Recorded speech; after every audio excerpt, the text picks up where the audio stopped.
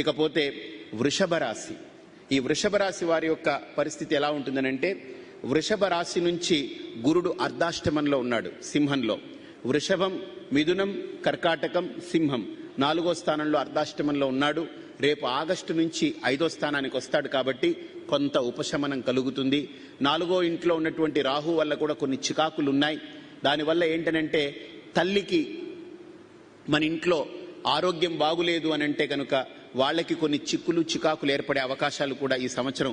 గురుడు పక్కనున్నాడు కాబట్టి దాని ప్రమాదం నుంచి కాపాడుతూ వచ్చాడు ఈ సంవత్సరం. ఇప్పుడు గురుడు దాటి బయటకు వచ్చేస్తే, గురుడు అక్కడి నుంచి పక్కకు వస్తే కనుక కన్యలోకి వచ్చేస్తే, ఈ రాహు, అర్ధాష్టమ రాహు ఏదైతే ఉన్నాడో తీవ్రమైనటువంటి ప్రమాదం తల్లి మీద లేకపోతే మాతృవర్గానికి సంబంధించినటువంటి వాళ్ళ మీద చూపించే అవకాశాలు ఉన్నాయి. కాబట్టి ఇక 7వ ఇంట్లో శని కుజులు ఉన్నారు కాబట్టి మీరు ఎలా ఉండాలనంటే, సప్తమంలో శని కుజులు ఉన్నారనంటే ఇంట్లో మీరున్నప్పుడు ఊరుకున్నంత ఉత్తమం లేదు, బోడుగున్నంత సుఖం లేదన్నట్టు ఉండండి. అంటే ఊరుకోండి, ప్రతి దాంట్లో వేలు పెట్టేసి దాంట్లో దూరిపోయి చిన్నదాన్ని చించి చాటంత చేయడం అనేటువంటి తగ్గించుకోండి. ఎందుకంటే వృషభ రాశి వారికి సప్తమంలో శని కుజులు ఉన్నారు కాబట్టి చాలా జాగ్రత్తగా ఉండాలి సెప్టెంబర్ వరకు. తర్వాత మెల్లగా కుజుడు అక్కడి నుంచి స్తంభన మారుతుంది. కుజుడు మెల్లగా అష్టమానికి వెళతాడు. అష్టమానికి వెళ్ళిన తర్వాత చిన్న చిన్న ఇబ్బందులున్న ఈ సప్తమం మీద కేంద్రీకృతమైనటువంటి అంశాల యొక్క బలాలు తగ్గుతాయి. అలాగే 10వ ఇంట కేతు ఉన్నాడు కాబట్టి, అంటే 10వ స్థానము అని అంటే కర్మస్థానము అని అంటారు. కర్మస్థానంలో కేతు ఉన్నాడు కాబట్టి మన ఇంట్లో మన పూర్వీకులకు కానీ లేకపోతే పెద్దతరం వారికి కానీ మన తర్వాత తరం వాళ్ళకి కానీ అకారణంగా అకస్మాత్తుగా ఏదైనా ప్రమాదం ఏర్పడితే వాళ్ళకి కర్మ చేయవలసినటువంటి పరిస్థితి వస్తుంది. అలాగని అందరికేని లెక్క పెట్టేసుకోకండి. ఇది అందరికేని కాదు, ఉండే ప్రమాదం ఉంది, జాగ్రత్తగా ఉంటే బాగుంటుంది.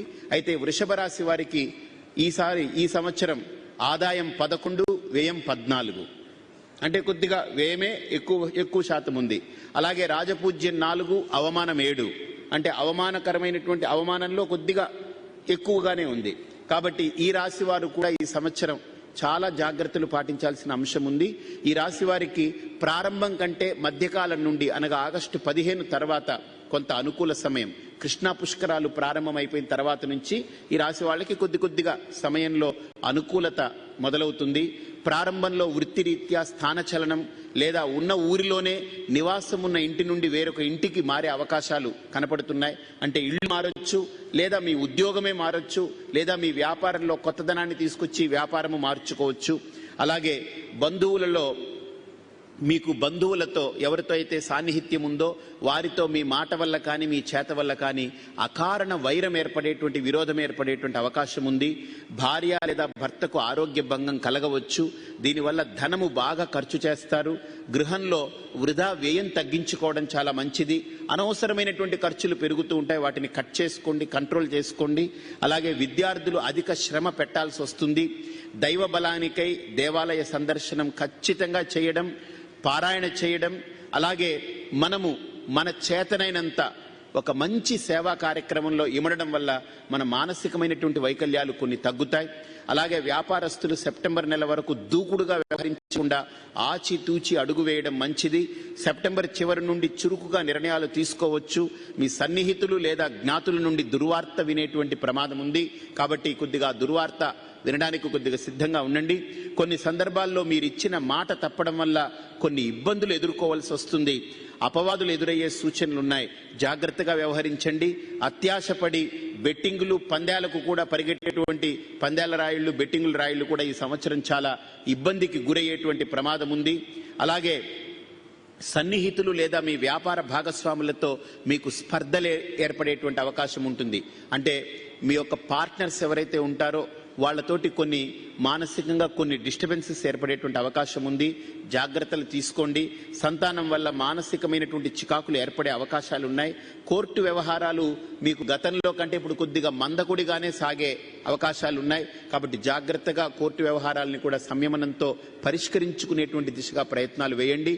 ఆగస్టు 15 తర్వాత క్రమేపీ మార్పు చోటు చేసుకుంటుంది. అంటే కృష్ణా పుష్కరాల తదనంతరం మీలో ఏదో ఒక తెలియనటువంటి నూతన శక్తి, ఏదో ఒక ఎనర్జీ మీలో డెవలప్ అవ్వడం, ఇది నేను సాధిస్తానని అనుకోవడం, అంతకు ముందున్నటువంటి నైరాశ్యం కానీ నిర్వీర్యత కానీ ఇవన్నీ తగ్గుముఖం పడుతుంది. అలాగే బంధువులు స్నేహిత వర్గం నుండి కూడా కృష్ణా పుష్కరాల తర్వాత మీరు చూస్తే మంచి సహాయ సహకారాలు అందుతాయి. మీకు తెలియకుండానే ఎవరో మీకు వచ్చి ఏమయ్యా నువ్వు అప్పుడెప్పుడో అడిగావు, నేను చేయలేకపోయాను, ఇప్పుడు నేను చేయాలనుకుంటున్నాను, నీకు అవసరమా అని మిమ్మల్ని ఎదురడిగి మళ్ళీ మీకు సహకరించేటువంటి సందర్భాలు ఎదురు కనపడతాయి. గృహంలో సమాజంలో మీకు కొంత గుర్తింపు తీసుకొచ్చేటువంటి అవకాశాలు కూడా ఉన్నాయి. ఇంతవరకు మీరు పడినటువంటి మానసిక ఒత్తిళ్లు క్రమేపీ మెల్లగా దూరం అవుతాయి. అంటే ఈ సంవత్సరంలో ఏదైతే మానసిక ఒత్తిళ్లు మీ యొక్క పైవారి వల్ల కానీ, లేదా మీరు ఉద్యోగం చేస్తున్నప్పుడు మీ పై అధికారి వల్ల కానీ, లేదా మీ కింద వారి వల్ల కానీ, లేదా మీరు వ్యాపారం చేస్తున్నప్పుడు కొంత పార్ట్నర్స్ వల్ల కానీ, ఇంట్లో కానీ ఎక్కడెక్కడైతే మీరు మానసికమైనటువంటి ఒత్తిళ్లు పడ్డారో అవన్నీ మెల్లగా తగ్గే అవకాశాలు కనపడుతున్నాయి కృష్ణా పుష్కరాల తర్వాత. అలాగే కొంత అనుకూలత ఏర్పడుతుంది, ఆరోగ్యం కుదుట పడుతుంది, శుభవార్తలు వింటారు. అంటే బీపీ టాబ్లెట్ అని వేసుకుంటూ ఉంటారు. ఇప్పుడు అది కొద్దిగా ఆగస్టు తర్వాత, కృష్ణా పుష్కరాల తర్వాత కొంత డోసేజ్ కూడా తగ్గిస్తారు డాక్టర్ గారు. ఎందుకంటే కొద్దిట మనస్సులో కొంత ఆందోళన, ఆ దడ అవి తగ్గే అవకాశాలు ఉంటాయి. మీ కుటుంబంలో కలహాలు పెట్టేవాళ్ళు, ఇంతవరకు మీ కుటుంబంలో మీకు, మీ ఆవిడకో, మీ భర్తకి మీకో, లేకపోతే మీ పిల్లలకి మీకో, లేకపోతే మీ కోడలికి మీకో, మీ కుటుంబంలో ఎవరైతే మీ మధ్య దూరి కొద్దిగా ఎడబాటు ఏర్పాటు చేస్తారో వాళ్ళందరూ కూడా దూరం అయ్యేటువంటి అవకాశాలు కనపడుతున్నాయి. ప్రభుత్వ అండదండలు లభిస్తాయి, కార్యసిద్ధి కలుగుతుంది, దైవభక్తితో మరిన్ని విజయాలు సాధించగలుగుతారు. తరచు ప్రయాణాలు, దూర ప్రయాణాలు మీకు కొద్దిగా అలసట కలిగిస్తాయి. ప్రయాణాల్లో జాగ్రత్త పాటించండి. గృహంలో విరోధములు క్రమేపీ ఉపశమిస్తాయి.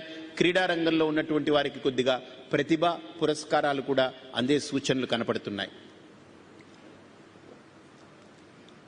అయితే ఈ రాశి వారికి మీరు చేయవలసింది ఏంటంటే ప్రతిరోజు ఉదయం వీలు కుదుర్చుకొని 11 సార్లు రుద్రము నమకము చమకము మీరు వింటూ ఉండండి. 1 గంట సేపు పడుతుంది వినడానికి, అది 1 గంట సేపు వినండి. గంట సేపు కూర్చొని వినలేకపోతే చక్కగా మీరు లేచి పళ్ళు తోముకొని ఎక్సర్సైజ్ చేస్తూ, చక్కగా వ్యాయామం చేస్తూ, ప్రాణాయామం చేసేవాళ్ళు ప్రాణాయామం, లేదా వాకింగ్కి వెళ్ళేవాళ్ళు వాకింగ్, చక్కగా చెవిలో పెట్టుకునే భగవంతుడిది ఆ నమక చమకాలు వింటూ మీరు కార్యక్రమం చేసుకోండి. నేను ఎందుకు ఈ సూచనలు ఇస్తున్నానంటే నేను సడలింపు చేయట్లేదు. మిమ్మల్ని కూర్చొని 2 గంటలు చేయమంటే చెయ్యరు. అదే 2 గంటలు మీరు ఏం చేస్తున్నా ఇది చేయండి అనంటే మీకు సుఖంగా చేయగలరు. కనీసం 1 గంట 2 గంటలైనా భగవంతుడితో మనం కలిసి ఉండేటువంటి ఒక అవకాశం ఉంటుంది. అందుకని ఈ రకమైనటువంటి చిన్న వెసులుబాటు, అంతేగాని ఏదో ఈ సమయంలో ఇలా చేయొచ్చా అని మళ్ళీ తిరిగి దీనికి ప్రశ్నించకండి. మనం బోల్డ్ వింటూ ఉంటాం, లేనిపోని చెత్త చెదార, ఆ పాటలు ఈ పాటలు, ముక్కాల మొక్కాల తొక్కాల పక్కాపులా అనుకుంటే ఏవో వింటుంటారు. అవన్నీ పక్కకు పెట్టి కనీసం 1 గంట సేపు, గంటన్నర సేపు రుద్రం నమకం చమకం ఈ వృషభ రాశి వారు తప్పకుండా వినండి. అలాగే మంగళవారం నియమం పాటించి సుబ్రహ్మణ్య స్వామి యొక్క దేవాలయాన్ని దర్శించండి.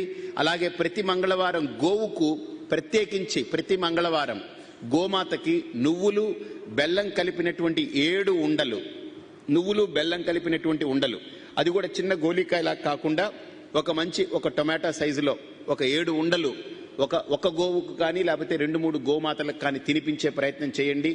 అలాగే 7 పేదలకి, బాగా కటిక దారిద్ర్యంతో బాధపడేటువంటి వాళ్ళకి, ఇబ్బంది పడే వాళ్ళకి, ఫుట్పాత్ల మీద ఉన్నటువంటి వాళ్ళకి ఒక 7 జతలు చెప్పులు దానం చేయండి, పాదరక్షలు. ఈ సంవత్సరం మీ చేత్తో 7 చెప్పులు ఇస్తే వాడు హాయిగా ఎండాకాలం వేసుకుంటుంటారు, సుఖంగా ఉంటుంది. కాబట్టి ఈ సంవత్సరం వృషభ రాశి వారి యొక్క ఫలితాలది.